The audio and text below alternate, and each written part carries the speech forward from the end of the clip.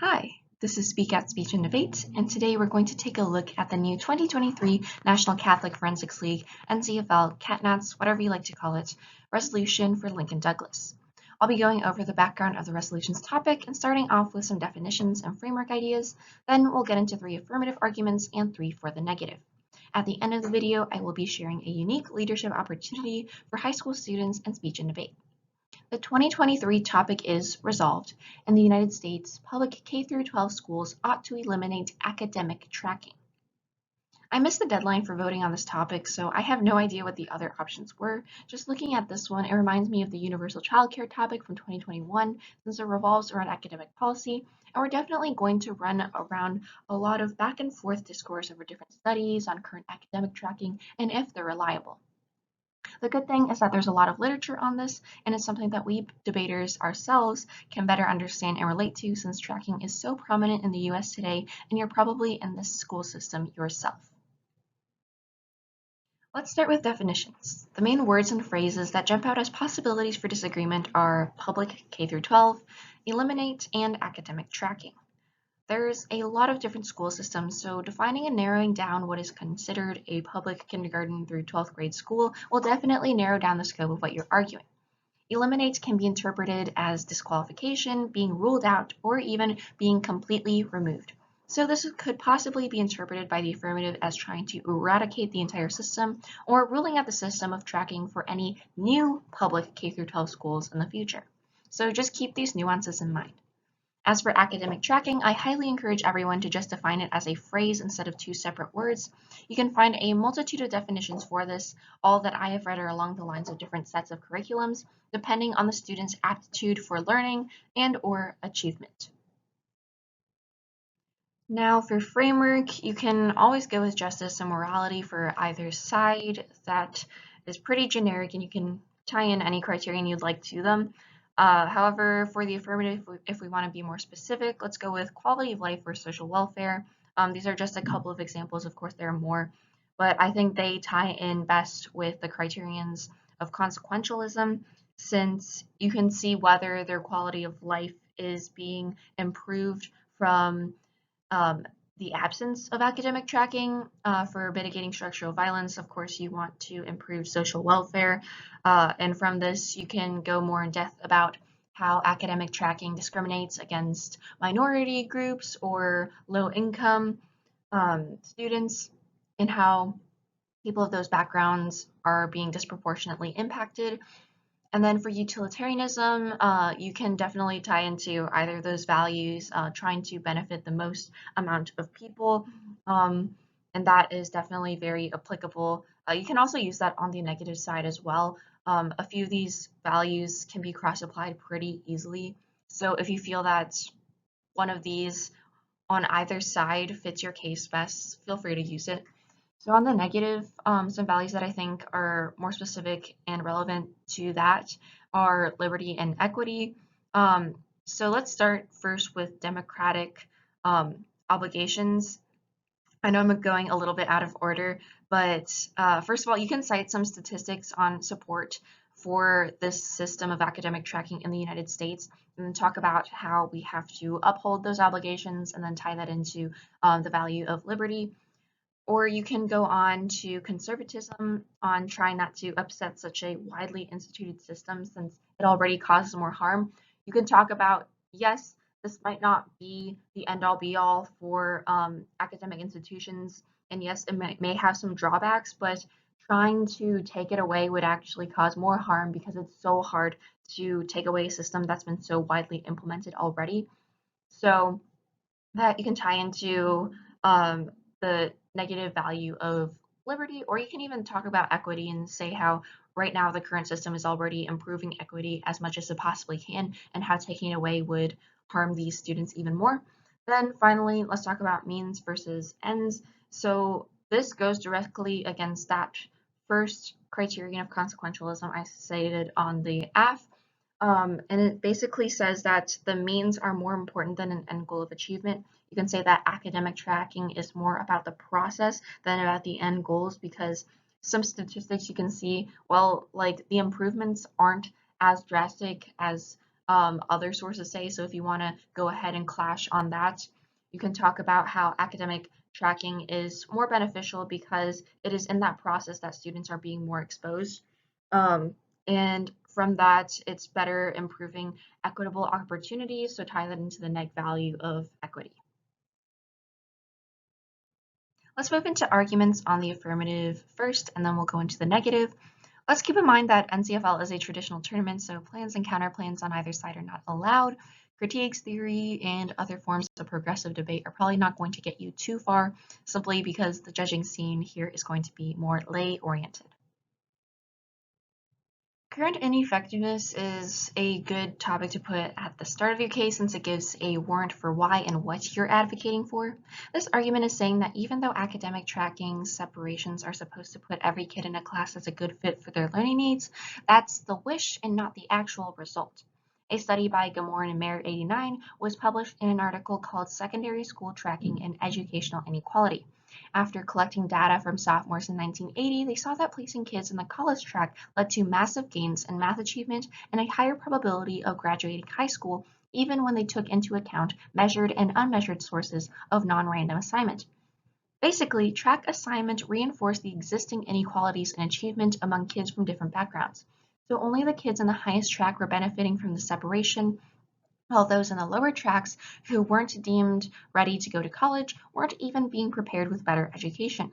So if they initially thought a kid wasn't good enough for the college track, that was basically a sentence for that kid to not go to college even if they wanted to later on, which is unfair. The next argument is on how academic tracking disproportionately affects minority and low-income students, and this will be broken up into two separate parts. So starting with minority disadvantages, a New York Times article from 1990 called Racial Harm is Found in School Tracking reported that Black and Hispanic students fell behind in STEM classes since they were more likely to be put in lower tracks based on a nationwide RAND Corporation study. Along with this, those students would get lower quality equipment and curriculum materials and less qualified teachers because all the better resources and teachers were being used for the so-called smarter students in the higher track. This shows that tracking exacerbated structural violence against minority students and that tracking limits their social mobility because they were getting the shorter end of the stick in their education and couldn't be prepared for college even if that was a goal of theirs. Next is on low-income disadvantages. That study by Gamorn and Mayer that I just mentioned also went on to find that those inequalities in achievement among students were also associated with different socioeconomic backgrounds, meaning low-income students were affected as well. There's still plenty of studies on current schools about the negative effects of tracking. For example, of one study from the National Association for Gifted Children by Hamilton and others in 2017 found that impoverished students are overall not as likely to be identified as gifted even when researchers controlled the study for prior math and reading achievement. On top of this, school poverty levels affects the amount of gifted students in a school.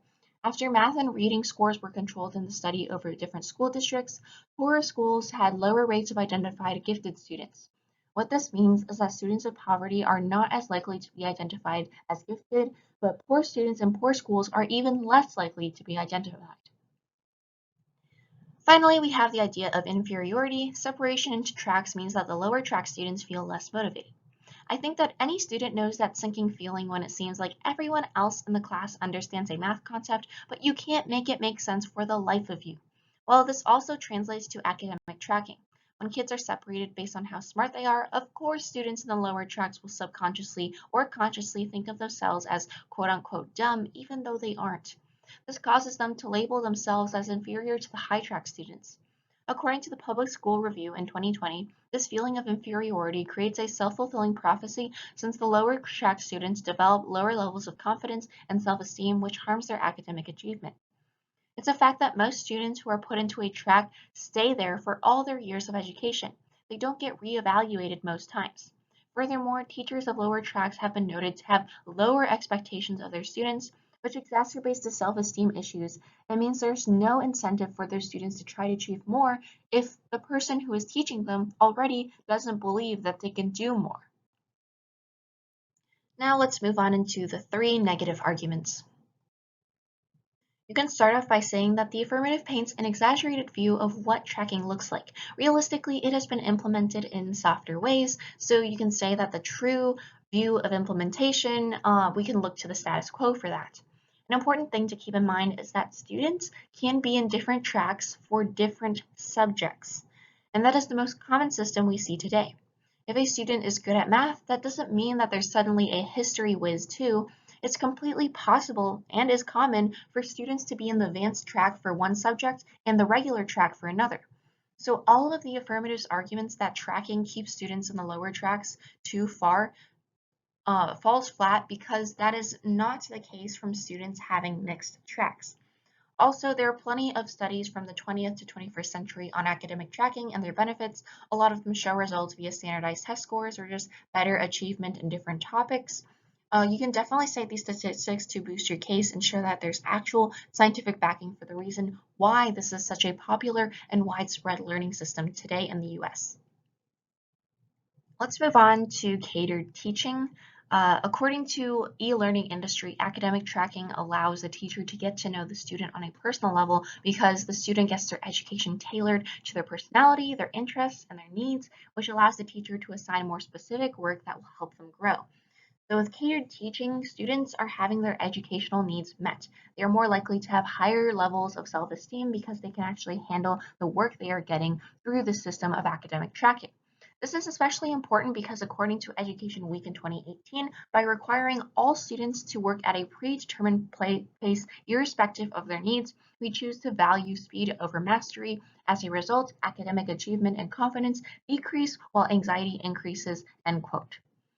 Also, a Belgian study found that higher self-esteem in multilateral schools compared to categorical schools um, had positive results, but this would require some more explanation on your part. So if you do want to use that Belgian study, it's good to show that it works in other countries. So we can also follow those models as well, and that kind of compounds on the current success in the US. So just having additional examples even if they're from other countries, just supports your case even more. Um, and you can go ahead and use that to reinforce that idea of catered teaching and how having those specific needs met really helps the student. Finally, we have the idea of healthy competition. So there's a lot of competition already in schools, and it doesn't just have to be people competing for valedictorian. It can also just be in small games in class, things like that, to try to get students thinking to try to achieve more. According to John Schindler from 2009 in his book Transformative Classroom Management, healthy competition in classrooms can be very beneficial to push students out of their comfort zone to achieve more. So when you have students in tracks, that ensures that those students are all at the same learning levels so they can compete in a positive manner in an encouraging environment. For example, you would see a much smaller proportion of incidents where a few kids lose these educational mini games over and over again because all these students would be at a similar level. They wouldn't be constantly losing. That incentivizes these kids to continue learning and try to go above and beyond by competing with their peers in a healthy way. And that eliminates those instances of those students feeling inferior because they aren't as caught up as the other students in their class, which becomes apparent in competitions. Instead, you're getting healthy examples of students trying to get more out of their education through competing in healthy ways. And that wraps up our topic analysis, but I have some exciting news to share. We have launched our new Speak Out Ambassadors program. This is a new opportunity for students to step up to a leadership role in their schools. Anyone who has experience in being involved in a public speaking activity that includes Model UN, mock trial, and other activities, as well as speech and debate, are eligible to apply. For example, this is a great way to step up as a leader in not only your team, but in your school and community, and be a contributor while sharing our resources and knowledge with other students to make positive change. As an ambassador, you will be able to connect with a nationwide network of like-minded youth and make positive change by speaking at events, creating educational resources, and more. If you're interested in applying, check out the link in the description, and if you want to learn more, please email speakout.speech@gmail.com. We are planning to release more information related to this topic, along with cards and rebuttal ideas, so please comment or reach out if you have any suggestions on what kinds of arguments or rebuttals you would like to see. Please remember to like this video, subscribe to our channel, and follow us on Instagram at speakout_speech to see more resources and stay engaged. Happy debating!